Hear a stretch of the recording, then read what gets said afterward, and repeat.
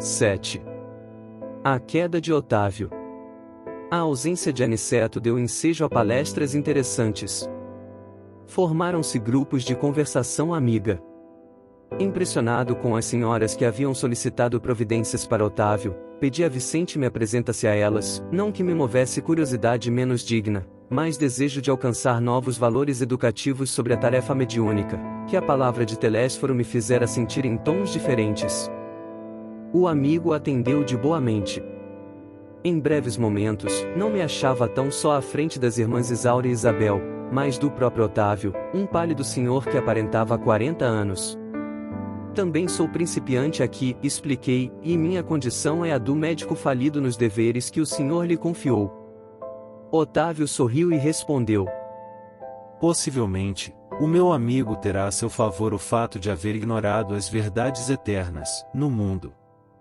O mesmo não ocorre comigo, ai de mim. Não desconhecia o roteiro certo, que o Pai me designava para as lutas na terra.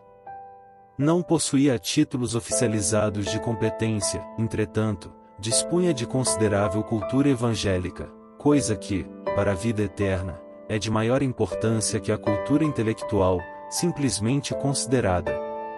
Tive amigos generosos do plano superior, que se faziam visíveis aos meus olhos, recebi mensagens repletas de amor e sabedoria e, no entanto, caí mesmo assim, obedecendo à imprevidência e à vaidade. As observações de Otávio impressionavam-me vivamente. Quando no mundo, eu não tivera contato especial com as escolas espiritistas e experimentava certa dificuldade para compreender tudo quanto ele desejava dizer. Ignorava a extensão das responsabilidades mediúnicas, respondi. As tarefas espirituais. Tornou o interlocutor, algo acabrunhado. Ocupam-se de interesses eternos e daí a enormidade de minha falta. Os mordomos de bens da alma estão investidos de responsabilidades pesadíssimas. Os estudiosos, os crentes, os simpatizantes, no campo da fé, podem alegar ignorância e inibição, todavia, os sacerdotes não têm desculpa. É o mesmo que se verifica na tarefa mediúnica. Os aprendizes ou beneficiários, nos templos da revelação nova, podem referir-se a determinados impedimentos, mas o missionário é obrigado a caminhar com um patrimônio de certezas tais, que coisa alguma o exonera das culpas adquiridas.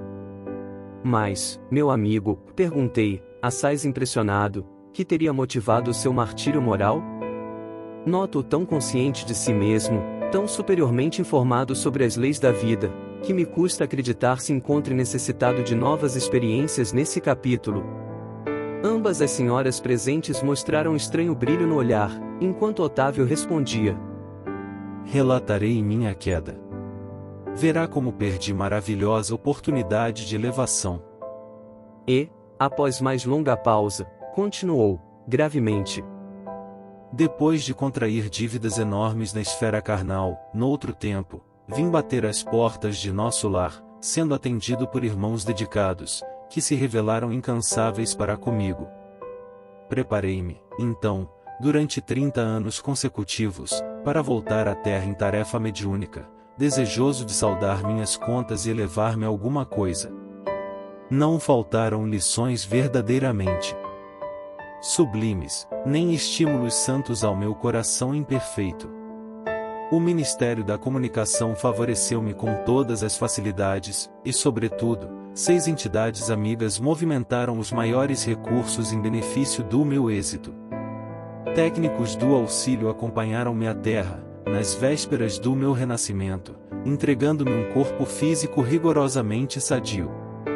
Segundo a magnanimidade dos meus benfeitores daqui, ser-me-ia concedido certo trabalho de relevo, na esfera de consolação às criaturas. Permaneceria junto das falanges de colaboradores encarregados do Brasil, animando-lhes os esforços ou atendendo a irmãos outros, ignorantes, perturbados ou infelizes. O matrimônio não deveria entrar na linha de minhas cogitações, não que o casamento possa colidir com o exercício da mediunidade, mas porque meu caso particular assim o exigia. Nada obstante, solteiro, deveria receber, aos 20 anos, os 6 amigos que muito trabalharam por mim, em nosso lar, os quais chegariam ao meu círculo como órfãos. Meu débito para com essas entidades tornou-se muito grande e a providência não só constituiria agradável resgate para mim, como também garantia de triunfo pelo serviço de assistência a elas, o que me preservaria o coração de leviandades e vacilações, porquanto o ganha-pão laborioso me compeliria a não aceder a sugestões inferiores nos domínios do sexo e das ambições incontidas. Ficou também assentado que minhas atividades novas começariam com muitos sacrifícios, para que o possível carinho de outrem não amolecesse a minha fibra de realização, e para que se não escravizasse minha tarefa a situações caprichosas do mundo, distantes dos desígnios de Jesus, e, sobretudo, para que fosse mantida a impessoalidade do serviço. Mais tarde, então, com o correr dos anos de edificação, me enviariam de nosso lar socorros materiais, cada vez maiores, à medida que fosse testemunhando renúncia de mim mesmo, desprendimento das posses efêmeras, desinteresse pela remuneração dos sentidos, de maneira a intensificar, progressivamente, a semeadura de amor confiada às minhas mãos. Tudo combinado, voltei, não só prometendo fidelidade aos meus instrutores, como também hipotecando a certeza do meu devotamento às 6 entidades amigas, a quem muito devo até agora. Otávio, nesse momento, fez uma pausa mais longa, suspirou fundamente, e prosseguiu. Mas, ai de mim, que olvidei todos os compromissos. Os benfeitores de nosso lar localizaram-me ao lado de verdadeira serva de Jesus.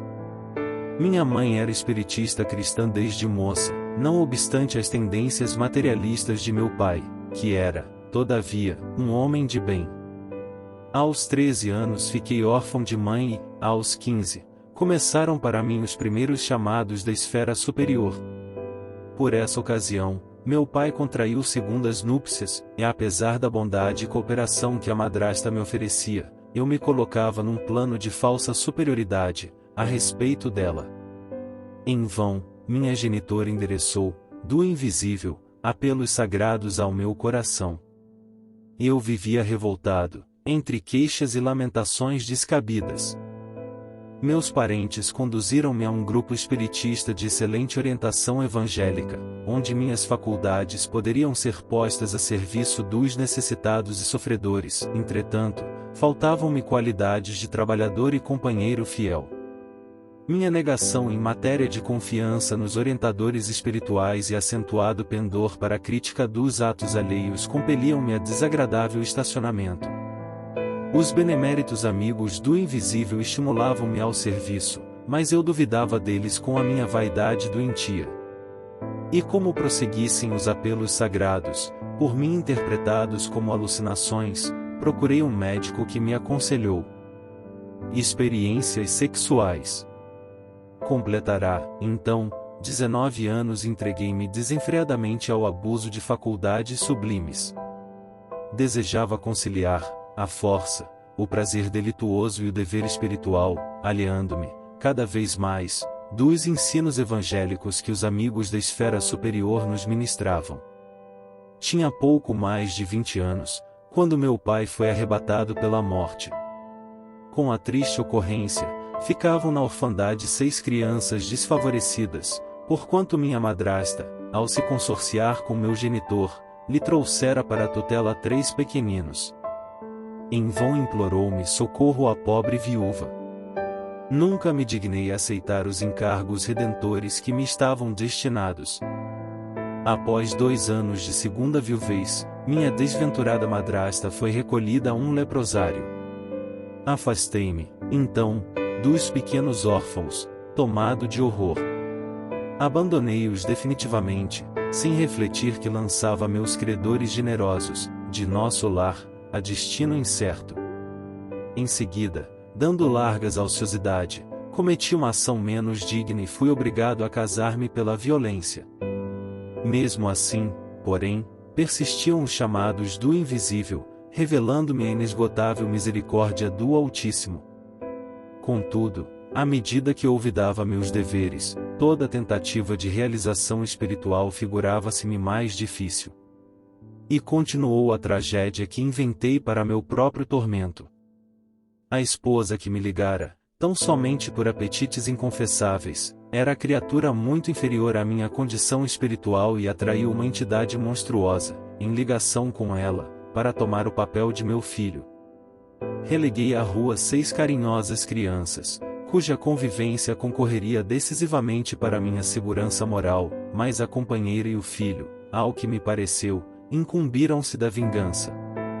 Atormentaram-me ambos, até ao fim da existência, quando para aqui regressei, mal tendo completado 40 anos, roído pela sífilis, pelo álcool e pelos desgostos, sem nada haver feito para meu futuro eterno, sem construir coisa alguma no terreno do bem. Enxugou os olhos tímidos e concluiu: Como vê, realizei todos os meus condenáveis desejos, menos os desejos de Deus. Foi por isso que fali, agravando antigos débitos. Nesse instante, calou-se como se alguma coisa invisível lhe constrangisse a garganta. Abracei-o com simpatia fraternal, ansioso de proporcionar-lhe estímulo ao coração, mas Dona Isaura aproximou-se mais, acariciou-lhe a fronte e falou: Não chores, filho. Jesus não nos falta com a bênção do tempo. Tem calma e coragem. E identificando-lhe o carinho, meditei na bondade divina, que faz ecoar o cântico sublime do amor de mãe, mesmo nas regiões de além-morte.